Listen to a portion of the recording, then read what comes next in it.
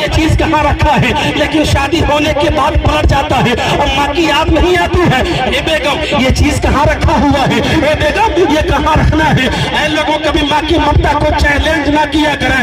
एक माँ ही तो होती है, अपने बेटे की मोहब्बत में जब आती है अपने पेट को कटवा दिया करती है, अपने पेट को चिरवा दिया करती है।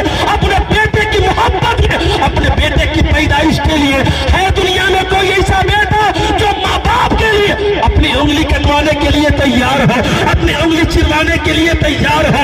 ऐसा दुनिया में कोई बेटा नहीं मिलेगा जो अपने माँ के लिए उंगली कटवाने के लिए तैयार हो। इतनी कुर्बानी दिया है। अब जैसे ही जवान अंदर कदम रखता है, रखने के बाद नावीना माँ है, आंखों से देख नहीं पाती है, हाथ उठा नहीं पाती है, फालिज का शिकार हुआ है। बोलती है कौन, इतना कहना था। कसम खुदा की माँ की आवाज को सुना ना दौड़ के जाता है, अपने प्रेमा को सीने से लगा के कहता है अम्मा मुझे माफ कर दो। इतना कहना था। कसम खुदा की माँ की आंखों में आंसू जारी हो गए। माँ पूछती है बेटा मेरा कसूर क्या था, मुझे आप छोड़ के गए क्यों नहीं। कौन माँ बाप नहीं चाहते हैं बुढ़ापे में एक दरख्त लगाऊंगा, उस दरख्त के नीचे आराम करूंगा। ए बेटा तू ही तो एक सहारा था, तू ही तो एक दिल का टुकड़ा था, तू ही तो एक आंखों का तारा था, तुझे देख के खुशी होती थी। ए बेटा कभी बाप की याद नहीं आई, कभी माँ की याद नहीं आई।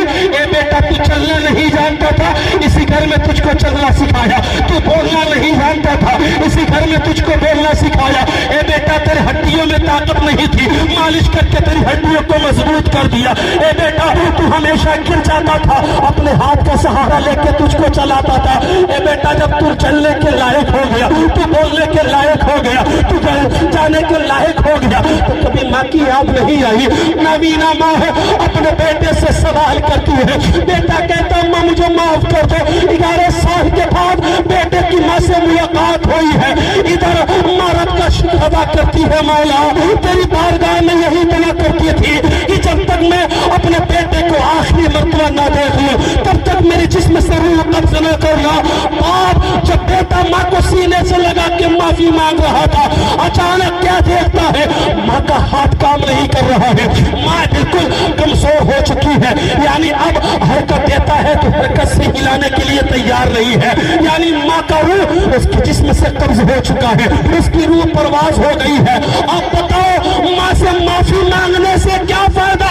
11 मरतबा नहीं 111 मरतबा कोई जाके हज कर ले, खाने काबा में जाके अपने सर को पटक पटक के रब को मनाने की कोशिश करे, घर पे उसके माँ बाप ना रहा ना, अल्लाह सारी इबादतों को उसके मुंह पे मार देगा। अब बताओ माँ से माफी मांगता रहा, बाप का इंतकाल हो गया, माँ का इंतकाल हो गया, अब माफ करने कौन आएगा। अब ऐसे बेटे जब दौलत होती है तो माँ बाप के नाम पे साले समाप्त करते हैं। 200 लोगों को बुला के खाना खिलाते हैं, 500 लोगों को बुला के खाना खिलाते हैं। जिस माँ ने जिंदगी में फल फ्रूट खाने के लिए माँ तरस गई, उसी माँ के नाम पे गरीबों